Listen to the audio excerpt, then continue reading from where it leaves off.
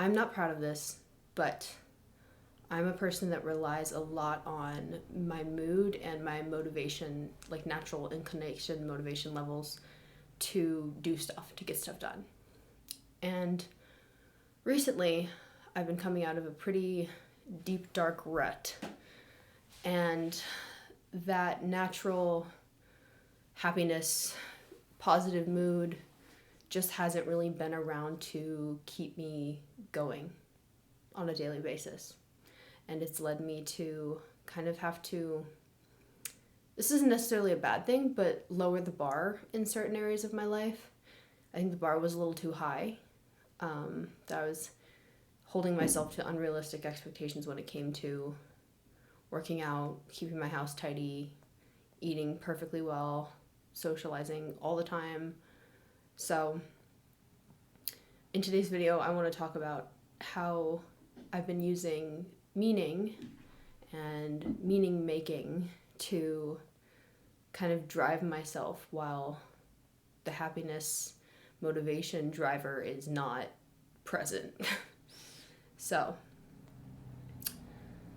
I think to start off, when we get out of a really dark place, and I'm not talking like completely healed, completely better, I mean when you are just crawling out of the pit of despair and you're just able to see like, ooh, that was bad, it can be really hard to feel like that was worth anything other than like a waste of time.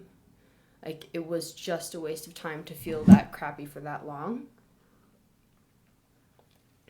But before we get into the two little reframes that I've been using to help me get through my days with meaning as a substitute for motivation, I think it's important to consider that we can make meaning out of the dark places that we've come out of, and that in and of itself can make you just feel like a little bit more confident and worthy of doing better for yourself, because you realize it wasn't for naught. It wasn't that period, whatever it may be, like a breakup, mental health crisis, physical health crisis, family crisis, whatever it might be, it was not for nothing.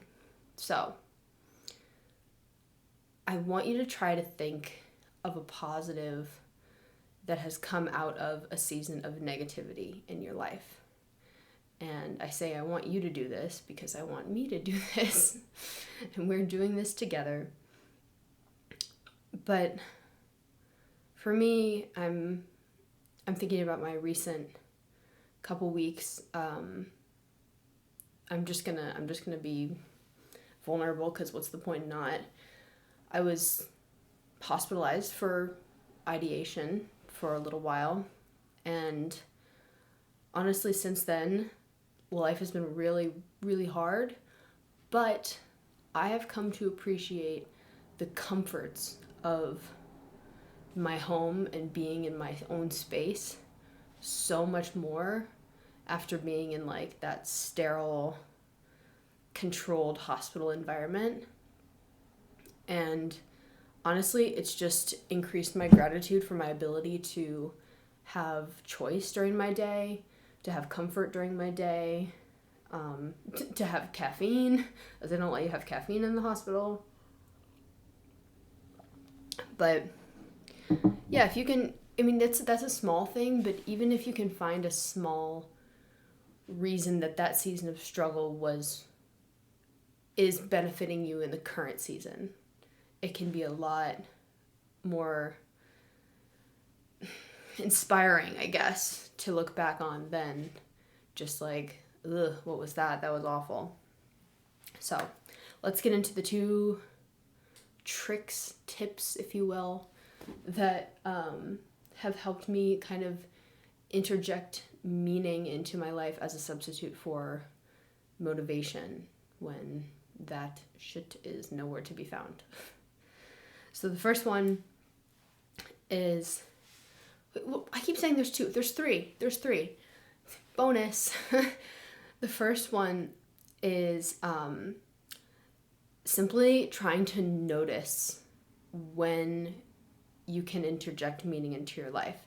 So what I like to do is use my little Apple Watch and set a timer for some interval of time.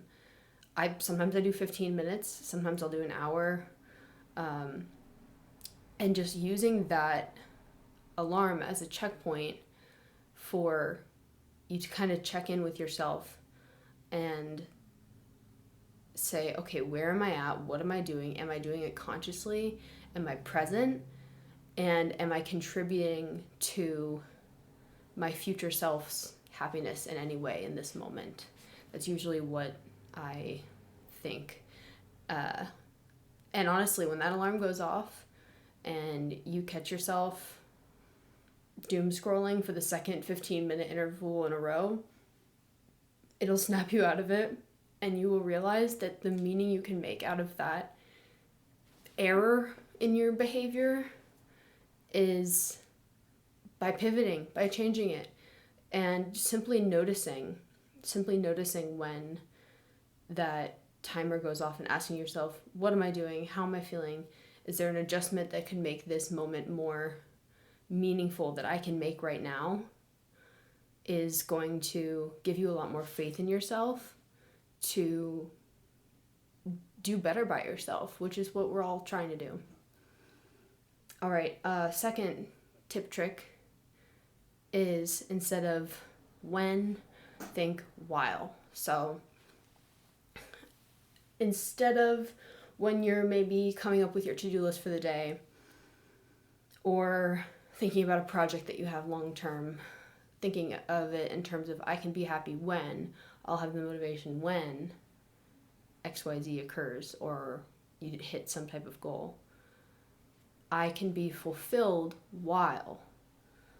So instead of maybe I'll be happy when I can get back to my gym schedule fully, I can be fulfilled while I know that I'm doing the most that I can do in my current state to prepare me to get back into that routine.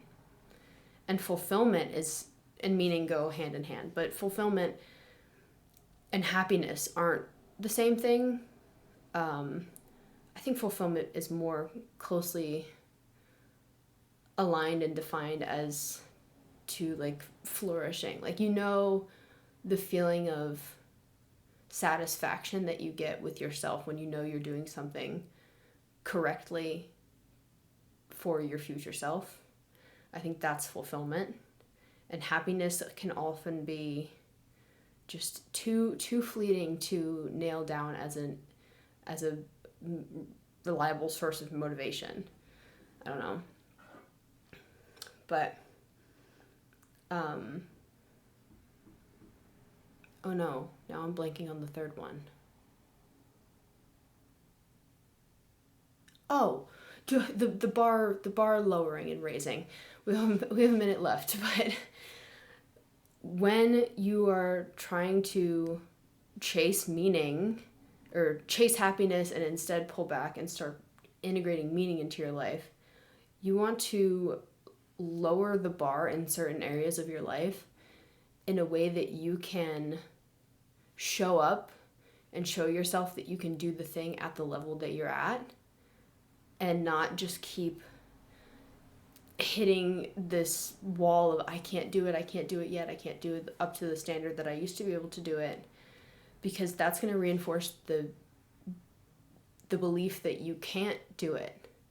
So lower the bar, use a timer and check in, and reframe happiness when to fulfilled while.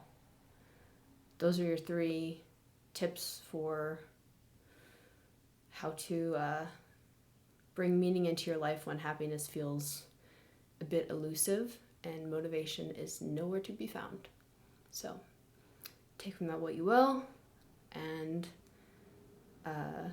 stay curious about yourself, consistent with your progress, and kind.